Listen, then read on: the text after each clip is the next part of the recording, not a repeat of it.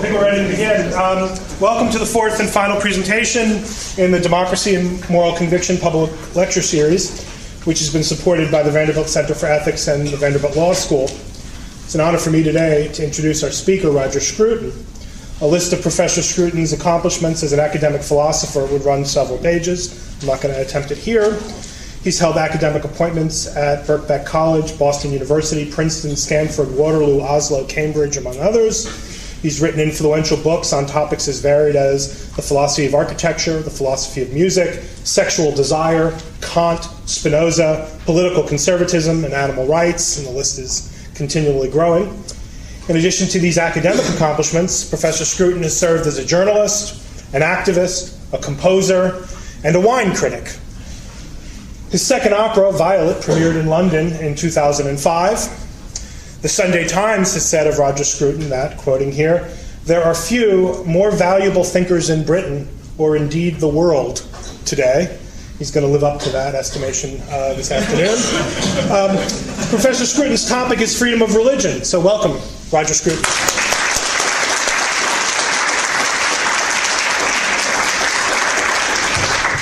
Well, obviously, being in the habit of exaggeration as a journalist myself, I recognise the falsehood of all of that. Nevertheless, I'm going to try and live up to a little bit of the philosophy in my reputation by talking about freedom of religion from a philosophical aspect. Now, the First Amendment to the American Constitution, as you all know, tells us that Congress shall make no law respecting an establishment of religion or prohibiting the free exercise thereof. Religious freedom is listed among the human rights guaranteed by the United Nations Declaration, and that it was a freedom that was added in Article 18 at the request of the Lebanese delegate, Charles Malik, who had the interest of Christians in the Islamic countries in mind. Religious freedom is also guaranteed by the European Convention on Human Rights and the treaties of the European Union. Even the Quran tells us that there shall be no compulsion in religion. It seems that there is universal agreement that religious freedom is among the highest aims of humankind and one that somehow stands above the thing that it makes possible, namely freely adopted faith. Look at things more closely, however, and you'll see how very deceptive that interpretation is. Islam, while asserting that no one shall be compelled to embrace the faith, seems to accept that every Muslim can be compelled to retain it. It is true that while the Quran makes frequent reference to God's displeasure at apostasy, it is possible to read the relevant passages as stopping short of advocating punishment for apostasy here below. However, leading authorities in Islamic law argue that the Quran authorises and indeed commands such a punishment, and according to many of them, apostasy is punishable by death. And we recently saw a case of where this was threatened in Afghanistan. Moreover, even if Christians and Jews, as people of the book, are not compelled to renounce their faith under Islamic rule, the rules laid down for treating them as people called dhimmi, or protected by treaty, have been singularly harsh in intention. And nowhere in the Muslim world are non-Muslims permitted to make converts. As for pagans, atheists, Buddhists and Hindus, Islam has tolerated them only when obliged by their numbers and their power, and has no clear revelation which forbids their destruction should they refuse to convert. Nor should we neglect the equal and opposite distortion of the idea of religious freedom that has emerged in Christian countries, and especially here in America. When the Founding Fathers, under the influence of James Madison, inserted the No Establishment Clause into the Constitution, it was not because they wished people to cease acknowledging their religion in public life. The founders were Christians who wished to retain and to propagate their faith, but who are also acutely aware of the religious oppressions in Europe from which their ancestors had fled to the New World in order to practice their faith freely. The founders wanted to separate state from church, not to exclude faith from public life. And they wanted free churches answerable to their congregations and not to lawmakers. The established Church of England was to them repugnant, less as an attempt to impose Christianity than as a symbol of royal power and its intrusion into every sphere of social life. Moreover, the No Establishment Clause was meant as a limitation on the powers of Congress and not on the powers of the individual states. The founders did not intend the clause to authorize Congress to intrude on the state of Massachusetts, for example, which at the time had an absolute ban against Roman Catholicism, a ban which the federal government made no effort to lift. But that, of course, is not how the No Establishment Clause is interpreted today. It is invoked as an absolute command against religion in the public arena throughout the Union, and as authority for the radical secularization of all social institutions that depend upon the state, or which exercise an authority that derives from the state. It has been regarded as a violation of the No Establishment Clause that a court should display the Ten Commandments, or that public schools should begin the day with prayers.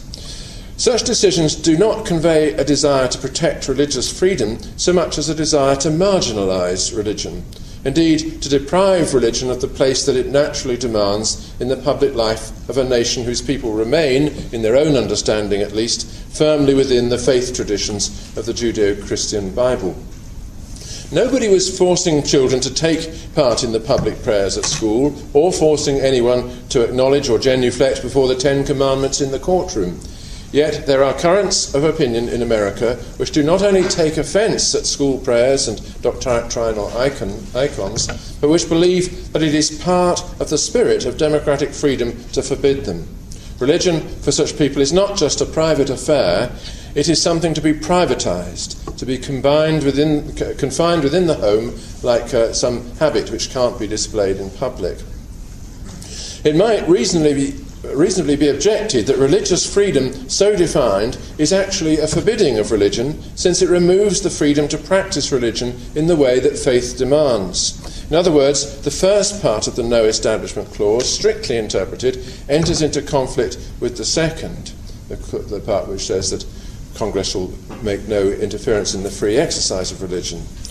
The principal demand that the Christian religion makes of its adherents is that they should bear witness to the faith in their life and work, and that they should invite others to join them in worship and prayer. If those things are forbidden, then it is difficult to see that American citizens really are free to be Christians. And I think this point bears heavily on the situation of teachers in public schools, especially in rural districts, many of whom find themselves in the position of being the sole educative influence on children who are not going to obtain the good news of their salvation from any other source. The vehemence with which the marginalisation of religion has been pursued in the name of the No Establishment Clause suggests that there is a strong anti-religious animus at work. Indeed, contemporary moves towards secularisation have a decidedly ambiguous character. On the one hand, there is the desire to affirm our Western tradition of secular authority against Islamic theocracy, a worthy desire which surely unites all of us against a very real threat. On the other hand, there is a kind of residual anti-clericalism, not to say atheism, which turns on the Christian inheritance as though it were an equal threat to our liberties and an equal insult to our legal and political settlement. Moreover, it is precisely the status of Christianity as a majority religion that attracts this kind of attack. And this phenomenon is, I think, not confined to America. In Britain, many state schools will celebrate the Hindu Diwali and the Muslim Eid, but resolutely refuse to acknowledge Christmas, or even to refer to Christmas by its proper name, preferring to describe it as the holiday season, wishing their children happy holidays as they leave the school for the last time before the festival. Such practices are justified in the name of religious freedom. We want to leave children free to practice whichever religion they or their parents prefer, say the officials. It's not for us to impose any particular faith.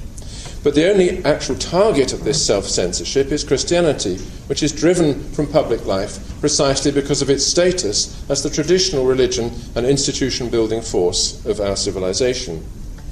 The Christian religion is being effectively censored out at the very moment when radical Islam wishes to exterminate it, and it is being censored in the name of religious freedom.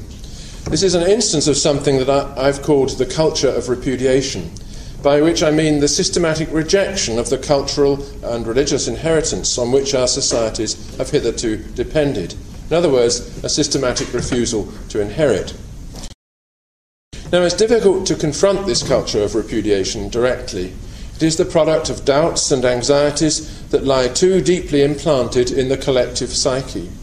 But we can at least examine what religious freedom is, or ought to be, and its relation to the political order with which we are familiar. And in doing so, we can perhaps prepare ourselves with an answer to the Islamists when they tell us that religious freedom is most clearly manifest in the moment when we renounce it and submit to the will of God, after which we are no longer free. And that is what is contained in the meaning of the word Islam. This one-way religious freedom of the Muslims, compared to the two-way freedom that we enjoy in the West, is only doubtfully described as freedom, since it replaces freedom with compulsion just as soon as the choice has been made. For us, freedom is a condition that endures even after our most fundamental choices. And that is part of what Cardinal Newman meant by the grammar of assent, that our assent is always a free act of the intellect that can't be compelled from outside. Nevertheless, even in Christian cultures, religious freedom is not the clear-cut objective that we might be tempted to assume. Faith involves definite obligations, as well as a commitment to a precise moral code. A law that forbids those obligations or violates the moral code is not one that the believer can obey. A Democrat might believe that the constitution and procedures of his country confer legitimacy on its laws, but those laws might still contravene his religious code and place him under a duty of disobedience. And I think it's to understand this problem it's necessary to make some distinctions. A law might authorize conduct that faith forbids without imposing that conduct on the believer. Such a law, it seems to me, is not a threat to religious freedom.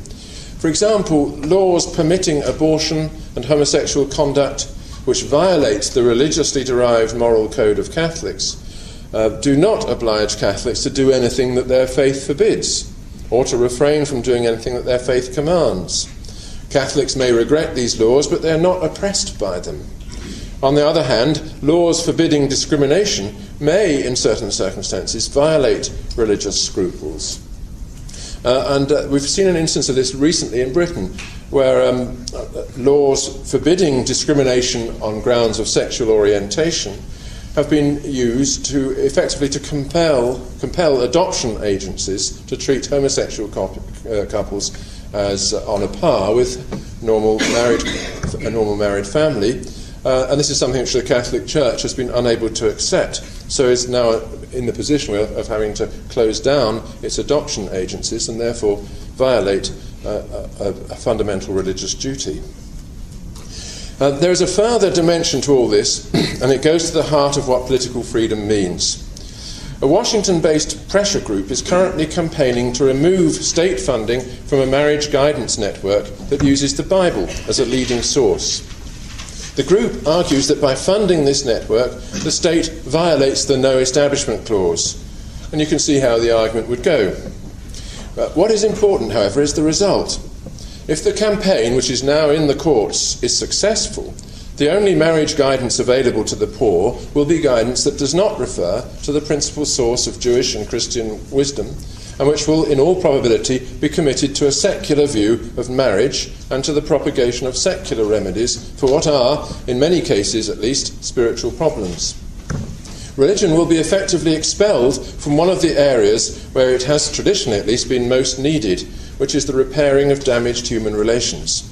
Moreover, those who use the Bible in counselling do so because they think that it contains better advice and a wiser understanding of human nature than just about any other relevant text. Even if they don't believe the underlying theology, they are entitled to believe in its utility. But that may not be enough to obtain the funding needed to practice. Hence, the pursuit of an abstract freedom of religion leads, in this kind of case, to a freedom from religion. This, in turn, leads to a narrowing of options, with the result of promoting and privileging those which might very well be the least likely to do any good. Still, you might say, that is not a violation of religious freedom, and that is true in the negative sense. The withdrawal of state funding does not prevent anyone from using the Bible in counselling. It simply ensures that the Bible won't be used. On the other hand, this ideological vetting of state funds tends exactly in the direction that the No Establishment Clause was designed to prevent, and it's important to understand why. When the Constitution was drawn up, the state was not in the business of taking charge of civil society here in America, or of displacing religious and private foundations from their central role in education, healthcare, and the provision of social services. The No Establishment Clause did not forbid those things. It committed the state to remain neutral in the face of the existing spiritual rivalries. Today, however, the state has intruded into civil society in a way that the founders would never have envisaged. It doesn't merely fund the majority of schools, it controls them. It funds all kinds of institutions, from hospitals to rehabilitation centres, that would previously have been funded by private donations. Hence, the No Establishment Clause, interpreted as the activists would wish, obliges the state to chase religion out of the institutions of civil society. Having absorbed those institutions, the state fumigates them against the religious bug. And it does this religiously, seeking out all the nooks and crannies where religion might take hold and squirting them with ideological disinfectant. And perhaps the state controls the institutions, and because the state controls the institutions where orthodoxies arise, schools and universities, it is in effect making an establishment of religion. The religion is agnosticism, but agnosticism pursued with a kind of vindictive vehemence that has all the marks of faith. At this point, it is useful to step back from the current debate and to ask ourselves exactly what it is that religion demands of us, and just where and how the demands of religion might enter into conflict with those of the state. There are three aspects to any religion: the theological, concerning belief in transcendental things; the ritualistic, concerning the ways of worship and the tending of sacred things; and the social, concerning general morality and the community of believers. The three aspects support one another. The belief in God, for example, renders the experience of the sacred coherent. Rituals and devotional exercises put you in relation with him and fill you with the knowledge of his love. And the community of believers is renewed through ritual and acquires a kind of visceral unity that enables it to withstand external shock. Sociologists are likely to follow Durkheim in seeing religion as essentially a social phenomenon, with membership as its primary earthly goal and theological belief as the admission ticket. For Durkheim, the sacred rites gain their magic from the community that speaks through them, rather than from the transcendental beliefs which they are supposed to validate. There are religions, like the old religions of China, which remain quite vague in matters of theology, but absolutely punctilious concerning ritual. And there are religions, like some forms of Protestantism, which are the opposite, in demanding theological orthodoxy while being indifferent to ritual practice.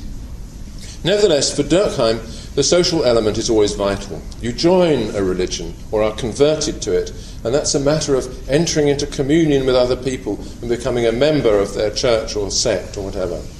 Only in a small minority of cases does this conversion experience originate in intellectual argument or rational thought. In allowing religious freedom, therefore, we are allowing at least three different things. We are allowing the freedom to believe certain things, the freedom to perform certain ritual observances, and the freedom to join in communion with others. Now, the freedom to believe is simply a special case of intellectual freedom. No state can control my thoughts. The best it can do is control their expression. The minimum requirement of religious freedom, therefore, is that I should be allowed to put my faith into words and defend it against its detractors. And this freedom certainly exists in Western countries, though it is more usual to protect it as free speech than as religious freedom. The freedom to perform ritual observances is a freedom to do certain things, and can be granted only if the rituals do not contravene some precept of criminal law.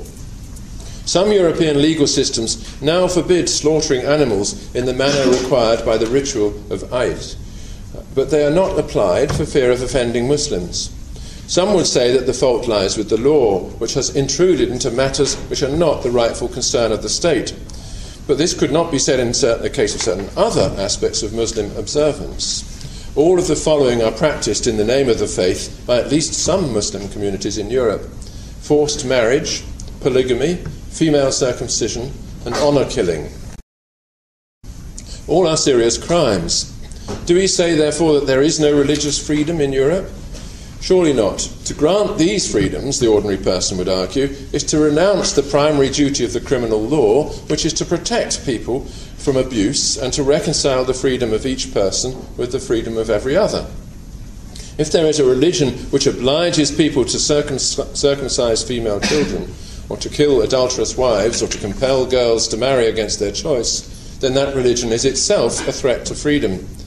In saying this, however, we are covertly endorsing a principle that is recognized by Christianity but not by Islam, the principle that it is the secular rule of law and not the religious law which determines the rights and duties of the citizen. And that principle has been expressly condemned by the leader of the Muslim Brotherhood, Sayyid Qutb, on the authority of Ibn Taymiyyah, medieval scholar who is now all the rage in Islamist circles.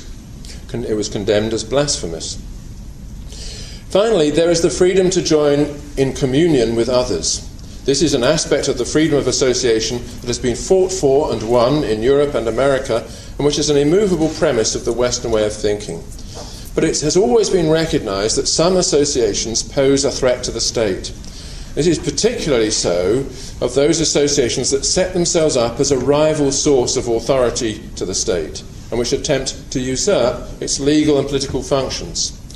Freedom of association can be granted only to associations which are genuinely subordinate, and which neither challenge the authority of the state in those matters which are properly the concern of political decision-making, nor entertain rival legislative ambitions. Now, those considerations will seem reasonable to people brought up in the tradition of the Judeo-Christian Enlightenment. But that tradition is a singular one that has not been replicated elsewhere in the world. The most important religious force in the modern world is undoubtedly Islam, and it is not at all clear that Islam has accepted the status of a subordinate association in any state where it has been able to achieve a majority. Its philosophers and political theorists have done little to delimit or separate the spheres of politics and religion, although Ibn Khaldun made a stab at it. And it has never renounced its legislative ambitions or acknowledged that those ambitions must cede before secular authority. Does this mean that freedom of religion cannot be extended to Muslims?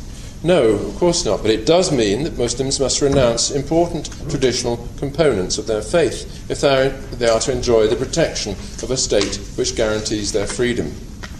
It is a general assumption of secular government in the Western tradition that those who claim a right must also confer it, and that the religious freedoms that Muslims claim in the Dar al-Harb ought to be acknowledged and conferred in the Dar al-Islam if our governments are to be placed under an obligation to grant them.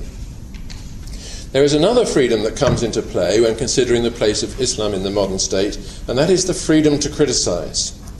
Few assaults on free speech in Western democracies have been as vehement as that now carried out in the name of Islam by its European adherents, who often regard public criticism of their faith as an intolerable offence, and may seek by threats and demonstrations to silence it. In September of last year, Robert Redeker, a French schoolteacher, published an article in Le Figaro arguing that Christians, when incited to violence in the name of their religion, can find no authority for this in the life and words of Christ as recorded in the Gospel. However, he went on, Muslims, incited to violence in the name of their religion, can find plenty of support for their passions in the Quran. Although manifestly true, this statement was found to be offensive by a section of Muslim opinion. Monsieur Redeker received credible death threats against himself and his family, and he and they now live in hiding under police protection. Europeans look with mounting unease and indignation on a creed that they dare not criticise, and which demands more and more space to affirm itself while yielding less and less space to its critics. It is now increasingly rare for public discussion of Islam and its stance to proceed with the open-minded concern for truth that is necessary if the discussion is to get us anywhere. Of course, mockery of another's faith is not guaranteed by freedom of speech, since mockery is a form of abuse. But it is not mockery only that Muslim activists seek to forbid, it is criticism, including the plain assertion of uncomfortable truths, such as those recently asserted by Monsieur Redeker. Freedom to criticize a religion is not a part of religious freedom, but it is one of the freedoms from which religious freedom grows. If you are allowed to criticize and even to mock Christianity, as many do, but forbidden to mock or criticize Islam, then the two faiths do not compete on equal terms.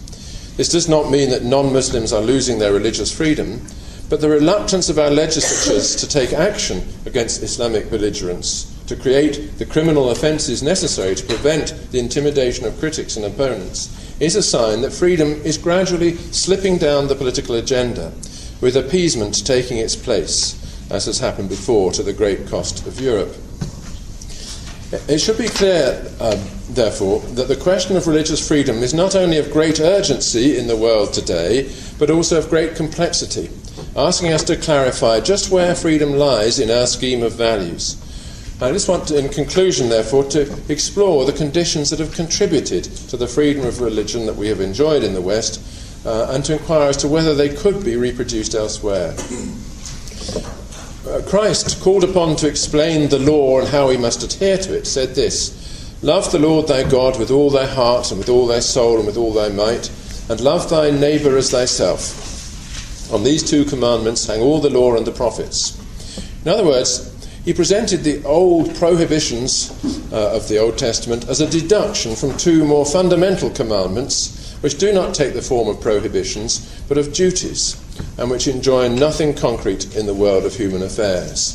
And he was drawing on a long tradition of Jewish thinking in reducing the Ten Commandments in that way. The two duties command us to look on the world with a view to loving what we find, and they must be obeyed inwardly before they can be translated into deeds. Exactly what deeds will follow cannot be demonstrated a priori, as he went on to show with the parable of the Good Samaritan. Approaching the world in the posture commanded by Christ, you are already open to legal innovation. Indeed, the law becomes just one among many instruments whereby we take charge of our lives and attempt to fill our hearts with the love of God and our world with the love of our neighbour. So this is a kind of retreat from law-making of the explicit earthly kind into a discipline of the heart. The duty to love God is further separated from the realm of civil law in the parable of the tribute money, in which Caesar's public jurisdiction is tacitly contrasted with the inner authority of religion, governing the person-to-person relationship between the individual and God. The words recorded in the Gospel according to St. Matthew are, "Render therefore unto Caesar the things which are Caesar's, and unto God the things that are God's." Christian commentators have emphasized the duty to God to which Christ here refers, and the need to separate religion from the taint of worldly affairs. More pertinent today is the duty to Caesar. In other words, the duty to obey the civil law and to recognize its sovereignty. Either way, Christ is making a striking pronouncement, namely that Caesar is not God. To say such a thing in the immediate aftermath of Augustus's claim to the contrary is to risk being branded as a criminal, which of course is what duly happened. Even more striking, however, is the corollary of Christ's words, namely that you should obey Caesar even though Caesar is not a god. Taken together, Christ's words lay the foundation for a new view of lawmaking as a human affair, to be conducted, like everything else, in the spirit of religion, which is the spirit of neighbour love, but not from the premise of religion. Laws are no longer to be considered as God's commandments, but as the rules of coexistence. To shape them properly, we must shape them in a spirit of love, but it is we who shape them in answer to needs of our own. From those clear but succinct pronouncements, St. Paul derived his vision of the Christian church on the model of the Roman law universitas, a corporate person subject to the civil law. The Christian communities were persecuted not because they refused to obey the law, but because they refused to worship the emperor. In other words, because they were upholding the very secular idea of jurisdiction that the Roman law had hitherto embodied, and which was being distorted by the cult of the emperor. Once Christianity had achieved legitimacy in the eyes of the civil power, it went on to build the church as an institution that is both public and subordinate, offering its jurisdiction not as an alternative to Caesar's, but as a discipline for the care of the human soul, rather than the government of civil society. Although the church was often in conflict with the secular power, it never departed from the doctrine of the two swords announced by Pope Gelasius at the end of the 5th century. According to this doctrine, God has granted jurisdiction to the church over men's souls, but to the temporal powers over the day-to-day business of the community. When the two swords are wielded by a single hand, as in the Spain of Ferdinand and Isabella, the England of Henry VIII, or the Rome of the Farnese papacy, or the Geneva of John Calvin, the result is a period of abnormality and upheaval, often manifest in cruel persecutions that are, one likes to think, far from the spirit of Christian charity. Two other historical factors played a role in the development of secular jurisdictions, both stemming from the fertile interaction of Christianity and Roman law. The first is the emergence of the person as a moral idea.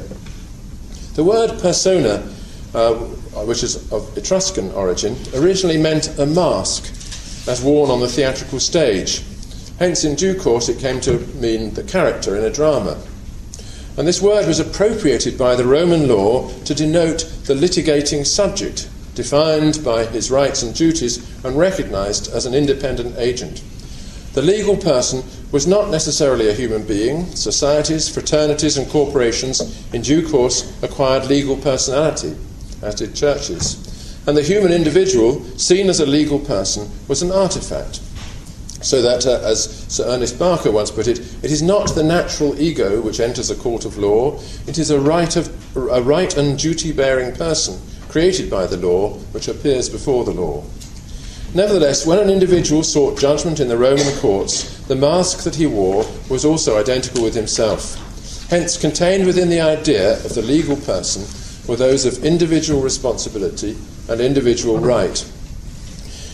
Defined by Boethius as an individual substance of a rational nature, the person was later identified by Aquinas as the human essence, that in which individuality, intellect, and the moral life are all united and incarnate. Aquinas argued that the crucial part of the soul which governs our destiny and happiness, and in which personhood resides, is the rational part, the intellect, and it is in virtue of their reason that human beings are autonomous sources of activity, spontaneously initiating events for which they are also accountable. That is what we mean or ought to mean by personality, and Aquinas goes on to develop a theory of the person as the highest form of creation, in which freedom, reason, accountability and self-knowledge are given the kind of prominent position that they were later to regain from a completely different metaphysical perspective in Kant. The other historical input deriving from the interaction of Roman law and Christianity is the idea of natural law. This natural law, which was recognised by the Roman lawyers, was not a separate system of law, but a set of philosophical precepts inherited from the Stoics. Its theoretical importance, however, was far greater than its practical effect, for it gave credence to the view that there is a law contained in the nature of things that could be discovered by human reason, and which was therefore the universal property of mankind. Moreover, according to a highly influential summary of the natural law given in the 7th century by Isidore of Seville, there is a natural law of universal liberty which prohibits slavery. This had, in fact, already been recognised by the early church, because the early church expanded largely among the slave population and had made manumission, or the theories of natural law were derived in the Middle Ages. Theories of natural law were revived in the Middle Ages following the 12th century decretum, in which someone known as Gratian summarised the Roman law inheritance and amalgamated it with biblical and ecclesiastical teachings. Thereafter, it was generally assumed that all law either contains or is measured against the natural law, which is discovered by reason and implanted in us by God. Theories of natural law were revived in the Middle Ages, with St. Thomas once again leading the way, advocating natural law as the basis not only of moral conduct, but also of the first principles of government. The effect of this was to place the free individual at the heart of politics. The individual was both the subject of government and the purpose of it. This emphasis on the individual brought to political fruition a moral and theological idea that we find in many patristic writings. And it could fairly be identified as the principal political legacy of the Christian faith. Combined with the philosophy of the person, the theory of natural law and the institutions of secular government, this emphasis on the individual led by its intrinsic logic to the belief in natural rights. We all of us, on the Christian view, have rights which belong to us as human beings, which precede any particular political arrangement and which provide a test of its legitimacy. Regimes which invade or violate the right to life, limb and family, which enslave our bodies or attempt to compel our faith, are regimes that transgress the boundaries of legitimate order. So, just to summarise that history, the Old Testament presents us with a set of prohibitions, thou shalt not. The New Testament presents us with a pair of duties, and the natural law presents us with a set of rights. And this progression from prohibition through duty to right is contained within the dynamic of Christianity, and when reworked by Kant so as to discard the implicit theological premise, takes on the form that is now most familiar to us in Western societies today, the form of a universal moral law based in the sanctity of the individual. We rightly regard this as a fundamental part of our European heritage, but we seldom see that it is not an invention of the Enlightenment, but is contained in a revelation granted 2,000 years ago in a Middle Eastern province of the Roman Empire. And that piece of history suggests a way in which religious freedom might be conceptualized. First, religious freedom is possible only if the claims of religion are circumscribed. To grant to a religion the freedom to extinguish religious freedom is not to grant religious freedom. A religion that makes the extinction of religious freedom into a sacred duty is not one that can be tolerated in a liberal jurisdiction, except as a minority pursuit of half-believers. Secondly, religious freedom is sustainable only if the spheres of religion and politics are sufficiently distinct, and the obligations of religion are sufficiently removed from the everyday aims of government. Religions which claim serious law-making powers are themselves threats to religious freedom, unless those laws are confined explicitly to the private life and free association of believers and are removed from the public sphere. Thirdly, while religious freedom requires the separation of state and civil society, it does not require the total disestablishment of religion, nor the removal of all religious rights from the public institutions of a country. The important thing is not to prevent the official endorsement of one religion, but to promote the official permission of others. The state can make public acknowledgement of the majority faith while upholding the religious freedom of minorities. All that is necessary is that the majority religion should itself permit this. Christianity manifestly both permits religious freedom and requires it. Islam, however, is only dubiously can be said of Islam that it either requires or really permits this kind of freedom. Finally, no grant of religious freedom should overlook the deep importance of faith in the life of the believer. In granting this freedom, you're not granting a simple permission to do some trivial thing. You're granting the right to shape one's life and the life of one's family according to a complete and comprehensive plan, which is, of course, why religious freedom is such a difficult thing to grant. This right cannot be granted without permitting many things that the atheist culture finds offensive. The right to pray, to worship, to persuade, the right to acknowledge God in one's daily life, and to dedicate one's thoughts and deeds in public gestures. Hence, religious freedom, even when it can be granted, will press up against the very limits of the space in which our freedoms are exercised. And if it can be granted at all, it is only because a particular religious tradition has both occupied that space and also relinquished it. The tradition that has done that for us is the Christian tradition. If we value religious freedom, therefore, we should value that tradition as its guarantee. Should the atheist culture ever triumph, so that the voice of Christianity is silenced in our public life, this would not, I think, be a gain in religious freedom, but a loss of it, for it would leave the field open to the two contestants that are now seeking to claim it, militant atheism and militant Islam, both of which regard their critics as their enemies.